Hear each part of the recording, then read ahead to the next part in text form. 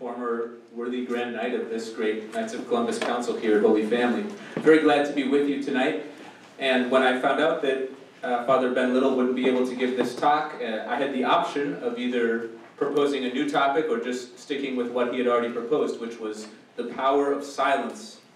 And I don't know, I didn't really have any better ideas, but I also don't know anything about silence. And so, fortunately, what I'm going to share with you tonight are not my own thoughts about this important subject, but rather the thoughts of holier men who do know something about the value of silence in the spiritual life. So I will be the dwarf standing on their shoulders, and we'll trust in the motto that plagiarism is the highest form of flattery. And I'd like to begin with a quote from a book that was recently published by Robert Cardinal Sarah, or actually I think it's maybe pronounced Sarah. He is currently the prefect of the Congregation for Divine Worship, which means that he is in charge of regulating the liturgy of the Catholic Church, so he holds a very important position. And he's a very contemplative and deep soul. And this is just a little sentence quote from this neat book. He says, "Our world no longer hears God because it is constantly speaking at a devastating speed and volume in order to say nothing. Modern civilization does not know how to be quiet." My main source for the talk tonight will not be Cardinal Sarah's book, although I will have a few quotes from it. My main source is a book called Silence, a series of conferences given by a Camaldolese hermit, which was published in 2010.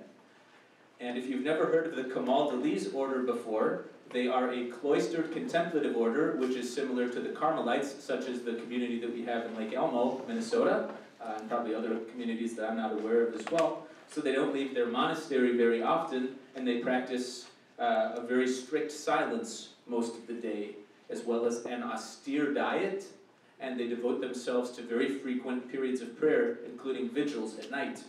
This story may help to illustrate the point about who the Camaldolese are. Once upon a time, a young rich man thought God might be calling him to embrace a life of poverty and enter religious life. And so he decided to visit a few different religious orders. He called up the Jesuits to arrange a visit, and they told him they would be happy to provide him with first-class airfare to their novitiate house out east. He was surprised and said, "First class? Don't you take a vow of poverty?" The Jesuit replied, "Hey, we're not Franciscans." And so the young man then called the local Franciscans to schedule a visit, and they told him they would be happy to pick him up and have their driver come. But when the car pulled up, the boy was surprised to see that it was a Mercedes, and so he asked the brother driving it, "You drive a Mercedes? Don't you take a vow of poverty?" To which the Franciscan replied, "Hey, we're not Camaldolese." And finally the young man called up the Camaldolese and asked to visit, and the monk who answered the phone informed him that he would be most welcome, but he asked if he would come sooner rather than later and bring some groceries with him, since the community lives off of donations and had run out of food 2 weeks before. So the young man knew he had found his order. You may be wondering, what do the Camaldolese have to say to us normal men who live in the world, who are not monks or hermits, and who do not spend most of our time living in a state of prayer and silence? But one of the great benefits to the church of the contemplative orders, in other words, the religious orders that dedicate their time not to an active apostolate like teaching or like Mother Teresa's order of serving the poor, but rather that dedicate themselves to prayer, and often in the context of a cloister where they do not leave during the year. One of the great benefits we get out of those orders as a church is that we get to receive the wisdom that they learn and glean from their deep spiritual lives, so that they can bring that back to share with us. Because all of us have to be faithful to our own state in life. A married man is not called to be a hermit. A diocesan priest who's in the world is not called to live the life of a Camaldolese. But we can look to them and still learn some really important principles for our life as well. So, the topic tonight is the power of silence. And first of all, we should begin by defining our terms and asking, well, what is silence? And in reading this book by the Camaldolese, I learned that certainly from those who have an advanced spiritual life, silence is much more than just being quiet or the absence of noise. They would call that exterior silence. And exterior silence is something that we don't always have very much control over. Sometimes we do. When we're in the car, we can turn off the radio, or when we're seeing a whole bunch of ads on TVs, we can turn off the TV or whatever. But it's not the most important kind of silence for the spiritual life. The most important kind, which is what I'm going to be spending most of my time talking about tonight, is what the monks call interior silence. And there are at least 5 kinds of interior silence, which correspond to our 5 senses. For example, there is silence of the eyes, which involves quieting our power of vision so that we only look at what is good for our souls. For each of our 5 senses, sight, hearing, taste, touch, and smell, there is a corresponding kind of silence. I wouldn't have thought that you could say a lot looking at silence this way, but after reading this book by the Camaldolese monk, I realized there is actually a very rich spiritual gold mine here that is very relevant for all of us who are living in the modern world. And I hope you'll agree with me as we go through these different kinds of silence tonight. And all of these types of silence have something valuable to teach us about our relationship with God. So in this talk, I will briefly explore each of the 5 types of interior silence: the silence of the eyes, the silence of the ears, of the tongue, of the hands, and of the nose. The nose will be the shortest of the 5, for sure. And we will also look briefly at exterior silence, in other words, the importance of taking time away from the chaos and din of modern life. And I'm just going to take a note of the time right now. I think we started about 5 minutes ago, so I'm going to say 45 minutes would be about 8:10 is when I'm hoping to end. Okay. And as we discuss each type of silence, I will conclude each of those different sections with some practical tips, inspired by the monks here, of how we might be able to grow in our relationship with God by embracing some aspect of each of these kinds of silence. And just 2 initial observations to begin this talk. First, modern life is profoundly lacking in silence. We already heard that from Cardinal Seurat just a second ago, but it hardly needs to be said. We all know this from our experience, that life is literally filled with sounds and images and distractions and all kinds of things which draw our attention away from what is truly important. Just a few examples. Obviously, things like smartphones by themselves give us access to email, Facebook, texts, games, Snapchatting, checking the weather 10 times a day. We have computers, TV, internet, Netflix, music. We have 24/7 grocery stores, 24/7 news, more and more books that have less and less to say, commercials, billboards, politics, endless debates, light pollution, noise pollution, air pollution. Why is our world so noisy?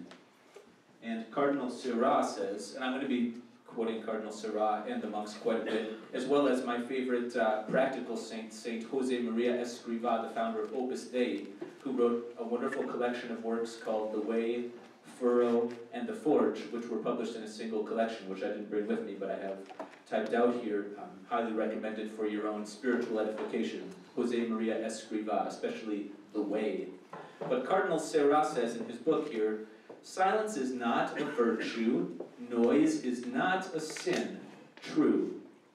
But the turmoil and confusion and constant noise of modern society are the expression of the ambiance of society's greatest sins, its godlessness and its despair. A world of propaganda, of endless argument, or simply of chatter, is a world without anything to live for. In other words, we are restless, which is not itself a sin, but it is a symptom. As St. Augustine said, our hearts are restless until they rest in thee. So the first observation is that modern life is profoundly lacking in silence. Second initial observation is just to say that without silence, we cannot hear God, and that's why silence is an important topic that we're talking about tonight. Cardinal Seurat says, God speaks in silence, and this is not only him speaking, but the entire tradition of the Catholic Church, and really even the entire mystical tradition of world religions as a whole. You will never find a religion that promotes an immersion in sound and chaos in order to draw closer to their divinity. Everybody knows that there's a certain level of recollection and of internalization and of quieting of the self that allows one to become more in contact with the important questions and the important realities.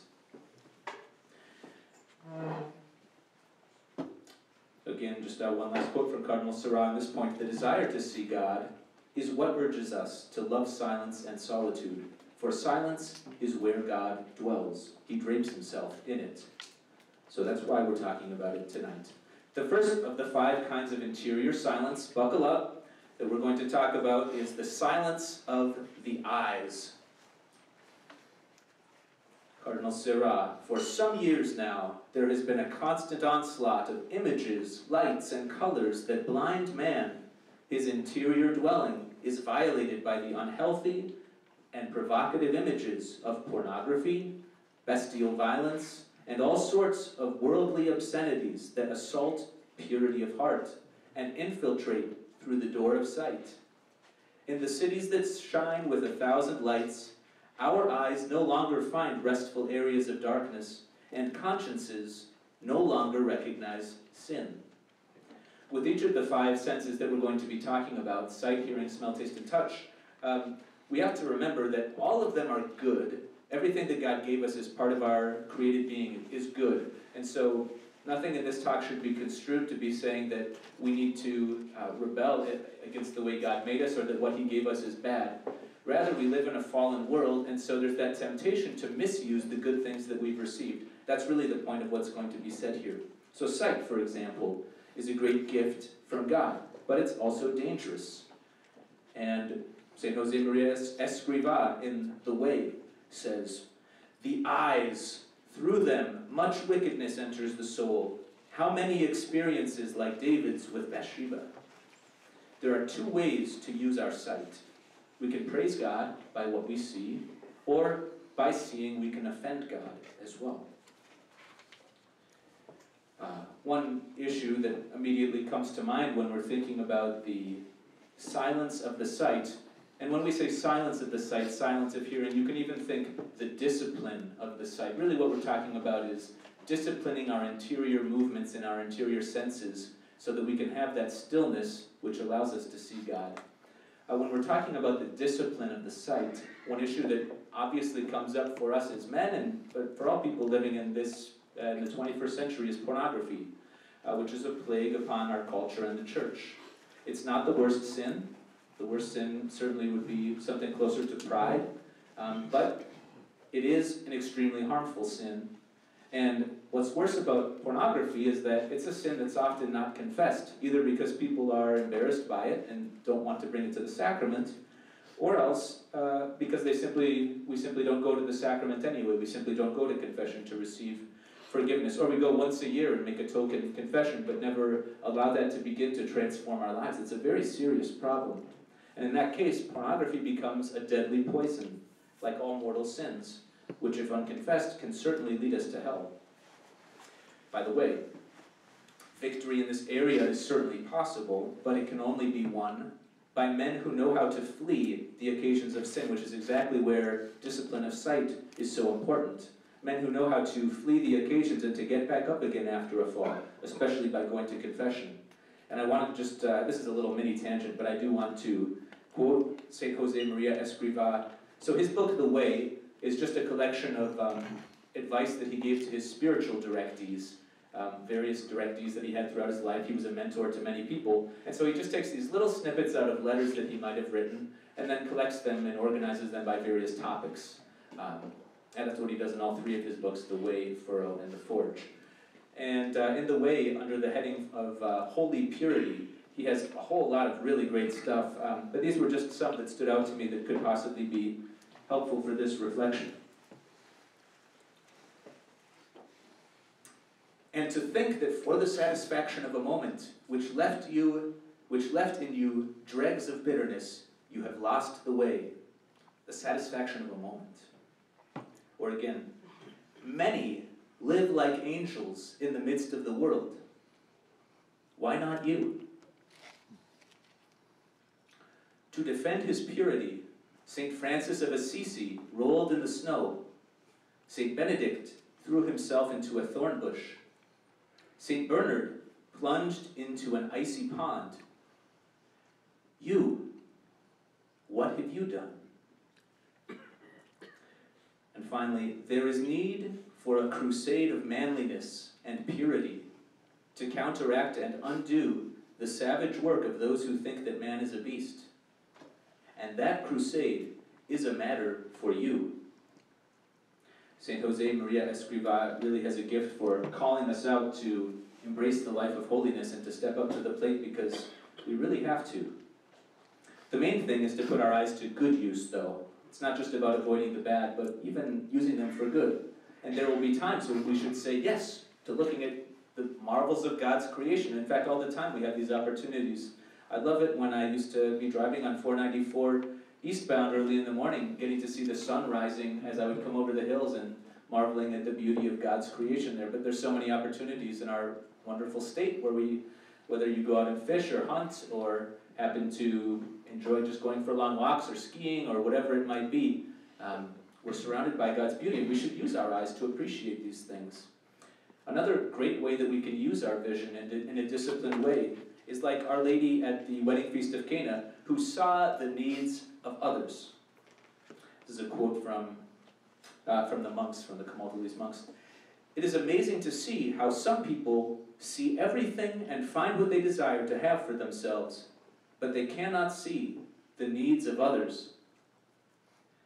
For us, especially for you men who are married, some obvious practical applications to this principle come to mind about seeing the needs of others.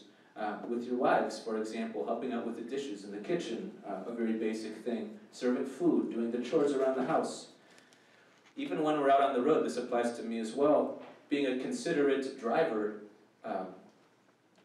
Sometimes, you got that car at the intersection that's just a little bit too far over to the right, and he's blocking the right turn lane so that nobody else can go. It's a pretty random example, but it's an example of how we can just be more aware in our daily lives of thinking about the other people who are around us and not just thinking about ourselves, and asking, what can I do to actually be serving other people where I am?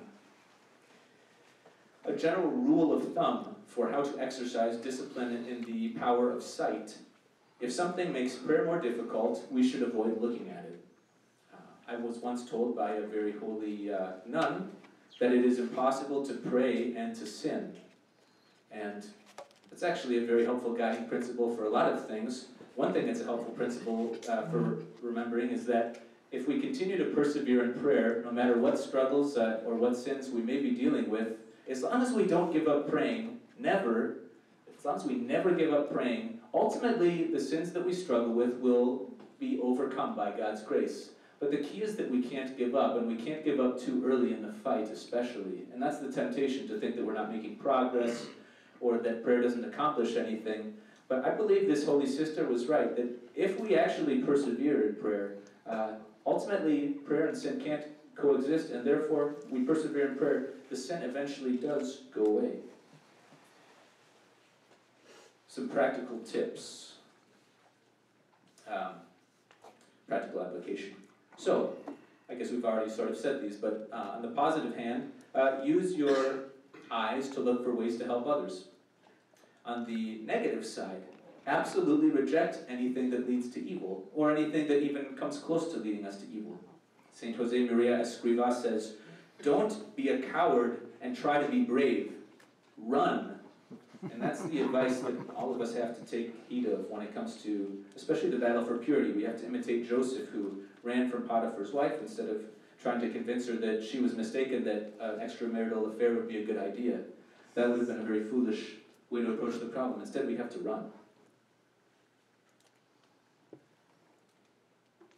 That's the first kind of silence, the silence of sight. The second kind of silence is the silence of hearing, the silence of the ears. And just like sight, hearing is a great gift from God. The ear is a little masterpiece of God, as the monk observed. And I really like this one, and I guess this is a common phrase, but it has a wonderful spiritual application, which is that, we have 2 ears but only 1 tongue. And that is a clue for the proper ratio of hearing to speaking that we should be engaging in. In fact, it would be a good reflection for all of us at some point today or soon to just ask ourselves in conversation, and even to be paying attention the next time we are in a conversation, who's doing most of the talking and what is it about? Is it about interest in what maybe the other person has going on in their lives, following up on the topics that they've raised in conversation, trying to continue a conversation for an extended period of time that may be interesting to them? Or do we simply tend to immediately turn the conversation to what we find interesting, or to talk about ourselves, worse yet? We only have 2 ears. We have 2 ears, but only 1 tongue. We see this especially in the news, when we have these political debates and politics and the news, and people who just disagree with each other, and instead of ever actually having a deep conversation about the principles behind the issues they debate, we simply have it talking past each other all the time. It's a frustrating experience for all of us. And again, like all of our senses, hearing can also be used for good, of course. Faith comes from hearing, as St. Paul says. Faith comes from hearing. On the other hand, listening to the wrong person or influence can also lead us down the wrong path. Adam and Eve fell because of who they listened to. And so the Apostle John, recognizing the importance of being discerning in how we use that gift of hearing, recommends that we test every spirit, 1 John 4:1. Test every spirit. There are many people, even in the church, who follow errors or even promote them. We have to be discerning. And we can be sure that we're doing well if we do listen to God and if we do stay faithful to the church and what she teaches. We can be sure that we're in danger of straying when we start to take issue with church teaching and start to think that we know better than Holy Mother Church does, which is a reality which goes very contrary to 21st century ideals of personal autonomy and thinking that I should be the master of my own destiny.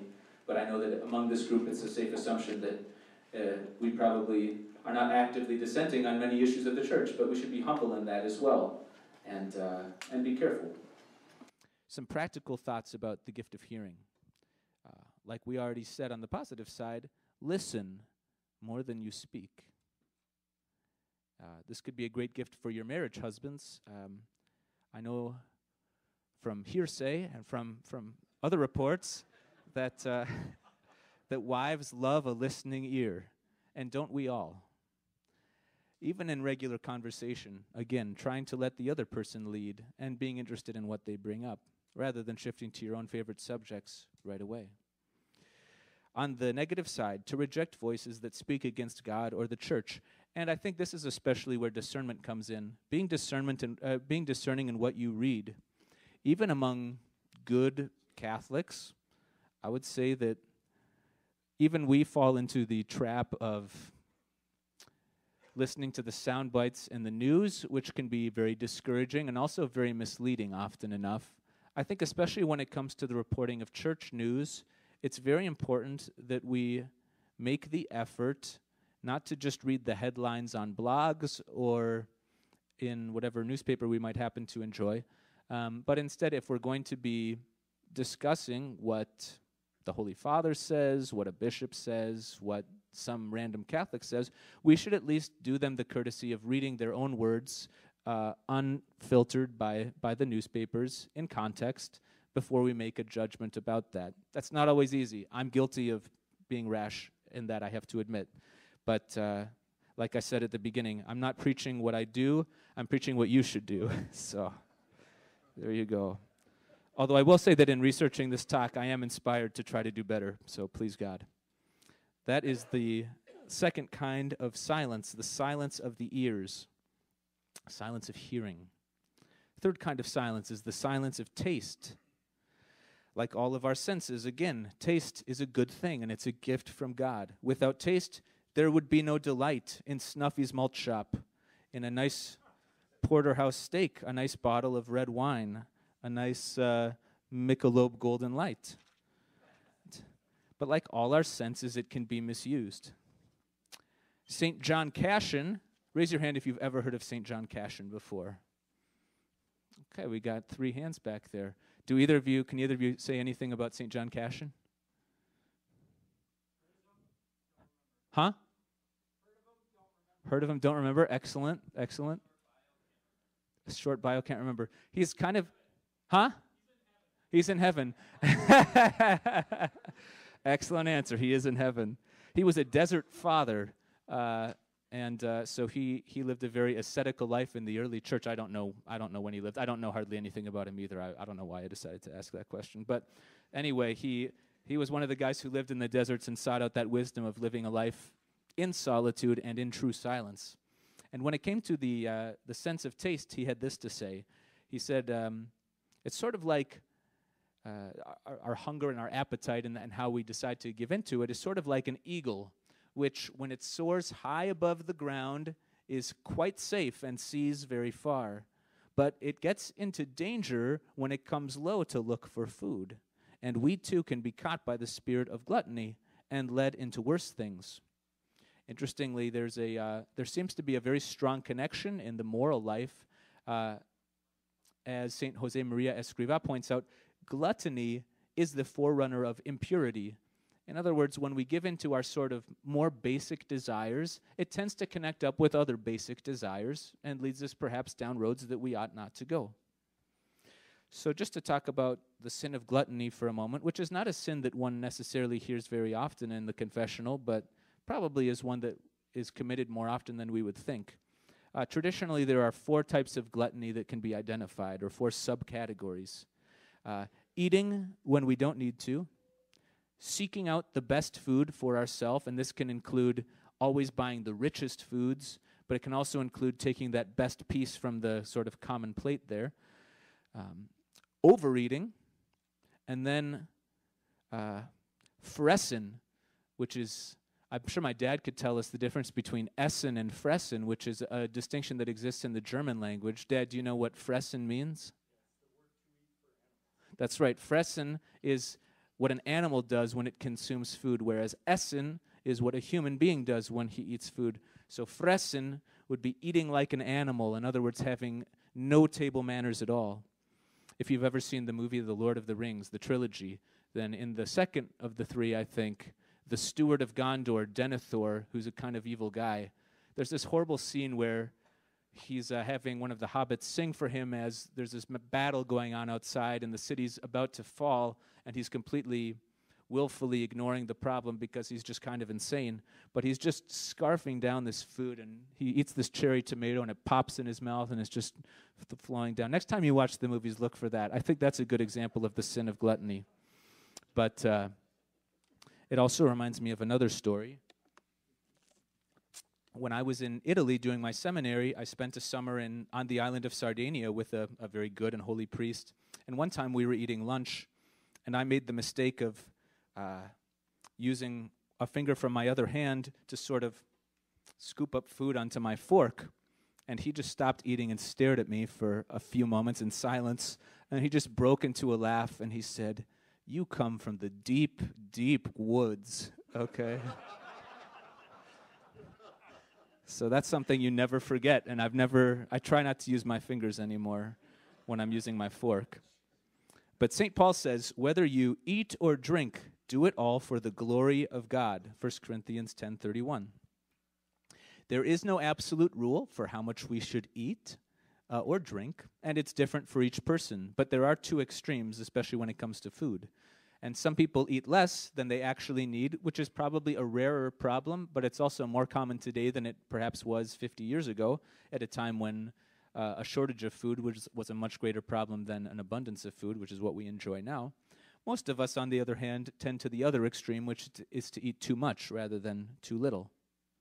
So these are some great tips from the monks. I think I did bring their book. I'll show it to you at the end of the talk. This book by the monks, and these are 3 tips they have for how to eat well. They say, always eat a little of what you dislike. On a recent retreat that I was on, the monks at the place where I was made an egg and broccoli kind of soupy casserole with cheese, and it was basically like the personification of everything I don't like in food. And I didn't eat any, and I just passed it on, and I realized when I read this that I probably should have taken a small piece to be polite. But always eat a little of what you dislike. Second, always make some mortification at the table. Mortification is a fancy word for saying no to yourself and your desires. In other words, saying, down boy, I don't need to take that extra piece of pie, or I could just take a little bit less, or maybe save that best piece for somebody else. Saint Jose Maria Escrivá has this to say: the day you leave the table without having made some small mortification, you will have eaten as a pagan. So you don't want to do that. Third, never complain about the food. Rather, always find an honest compliment for the chef. Once I had the honor of staying in a monastery in Austria, and the monks there had a dining room that looked a lot like a church. It was the most elaborate dining room you've ever seen. And on the ceiling, they had various Latin proverbs related to eating. And one of them was, ad mensam sicut ad crucem. Ad mensam sicut ad crucem. Anyone have a guess as to what that might mean? Don't crunch your food. Good guess. Yes. Eat very little. Good guess. Literally it says, to the table as if to the cross. In other words, keep the important things in mind, and don't just completely give in to barbaric festivity when we sit down to eat, but instead try to keep a little bit of perspective and to say, I'm going to try to eat I can enjoy what I eat. I can eat enough that's going to fill me. I can even eat, on a feast day or something like that, to great satisfaction. But if I'm normally in the habit of always completely sating myself and filling up every last nook and corner, then I'm probably not taking full advantage of the opportunity I have on a daily basis to put my own desires to death and to make more room for God, which is really the whole point of silence in the first place, to make more room for God and for others inside of us. So that's the third kind of silence, which is the silence of the tongue, the silence of the appetite. How we doing? So far, so good? Somebody's wishing they hadn't taken that third piece of pizza.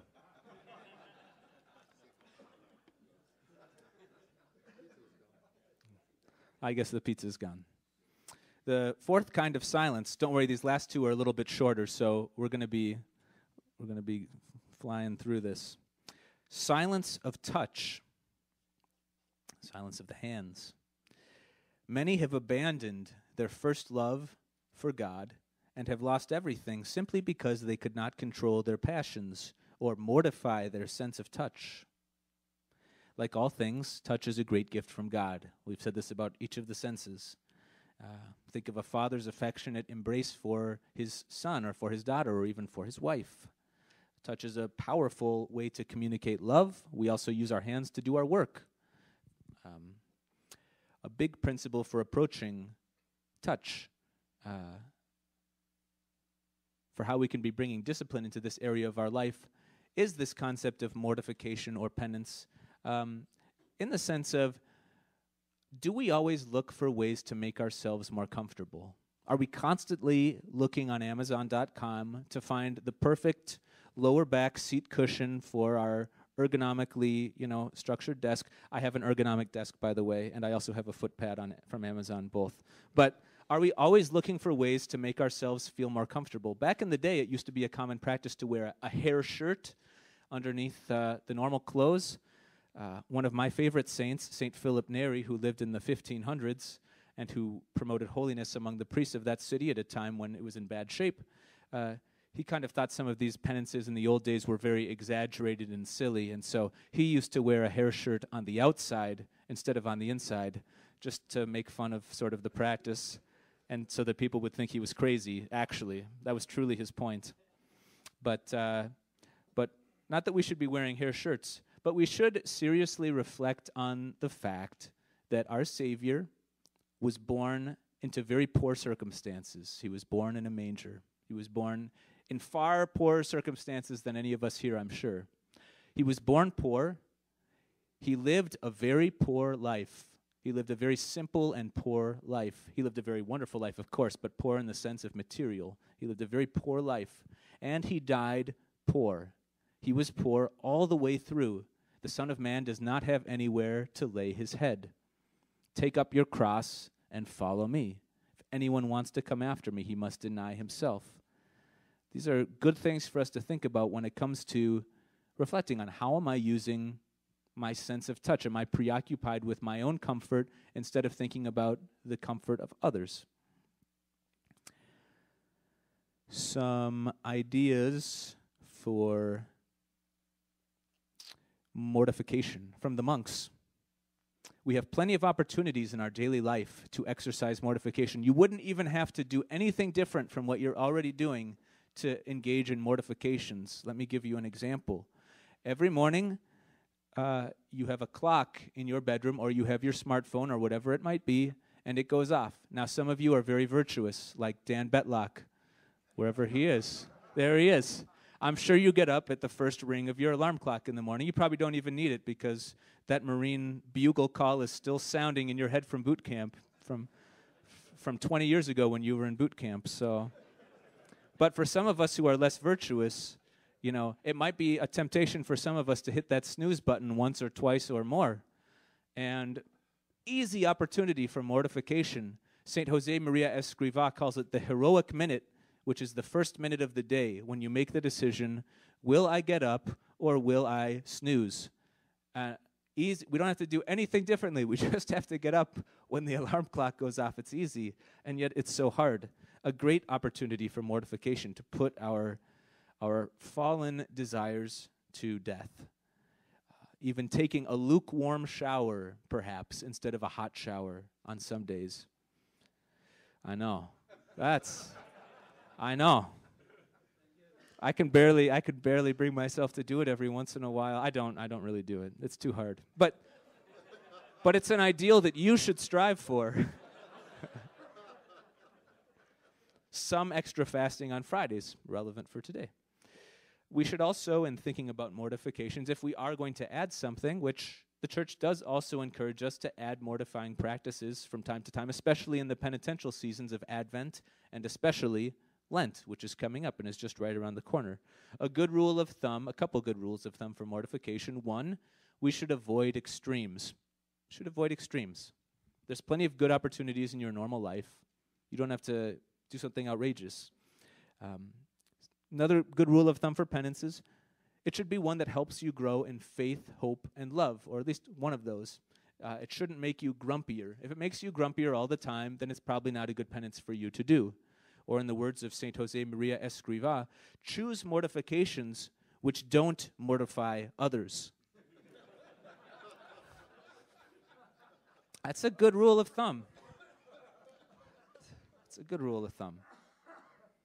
So just a practical thought for that. As Lent approaches, challenge yourself with a significant mortification. But be attentive to that too. You know, if it's mortifying others more than yourself, then maybe find something else to do. There's plenty of options. So that concludes the fourth type of silence, which is the silence of touch. And the last kind of silence, which I have very little to say about, second to last, is the silence of smell. This is the last of the five senses. Sense of smell. How could we possibly exercise the silence of smell? Well, I don't know, but something to think about, especially for maybe, whatever, would be, do I wear colognes or deodorants or other things that are intentionally designed to attract other people to me? And if I do, am I aware that I'm doing that? And am I honest with myself to say, am I doing this for that reason, or am I doing this because this is the cheapest, deodorant on the aisle, and I just happen to pick it up and it says it's, pheromone-infused deodorant, and you're like, well, whatever. But just sort of could pay attention to that. I don't know. Okay.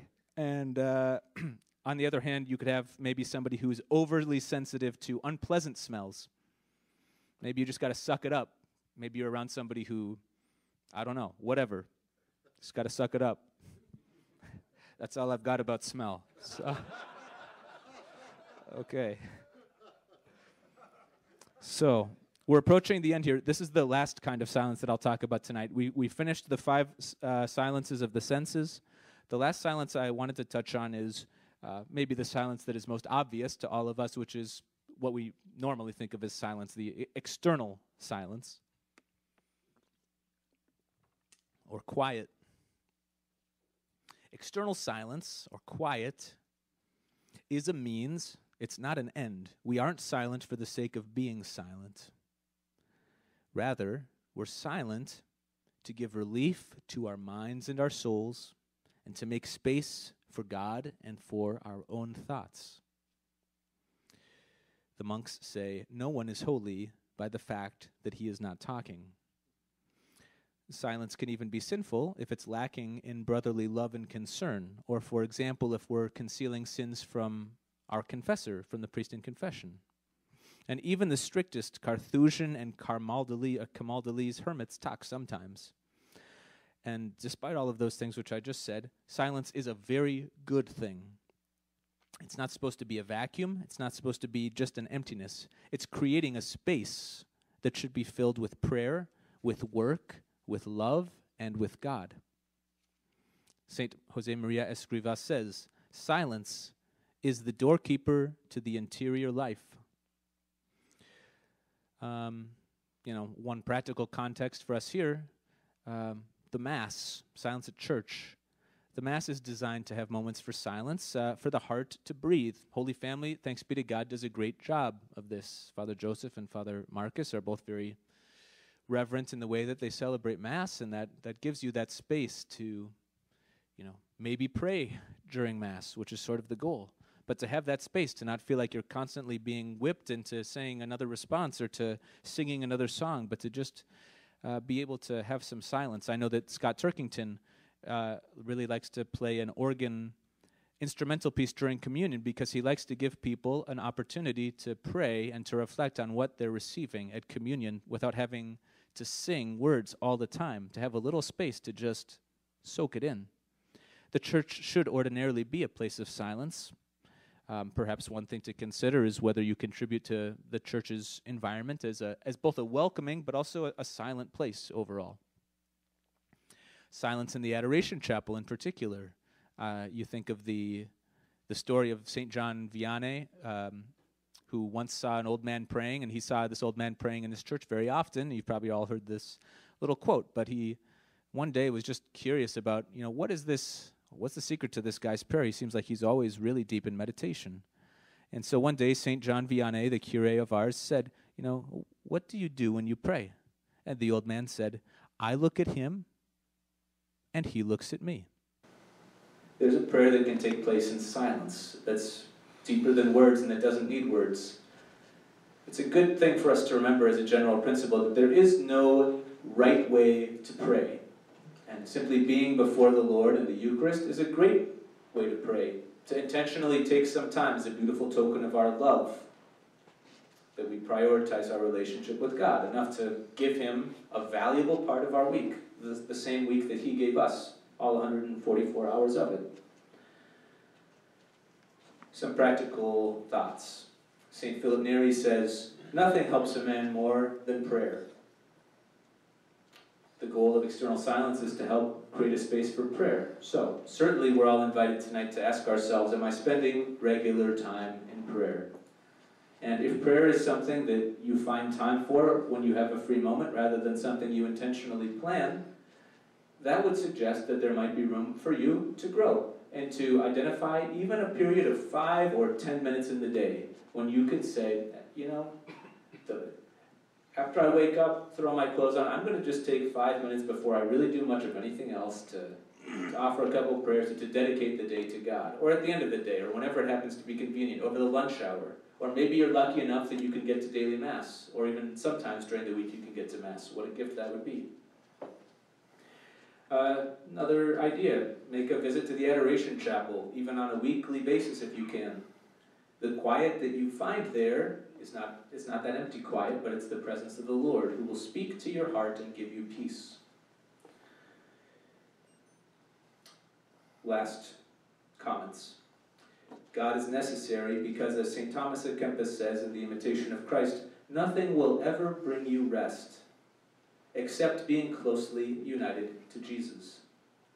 And the last quote I have is from Cardinal Sarah, again from his book. He says, "There is nothing littler, meeker, or more silent than Christ present in the host. This little piece of bread embodies the humility and perfect silence of God, his tenderness and his love for us.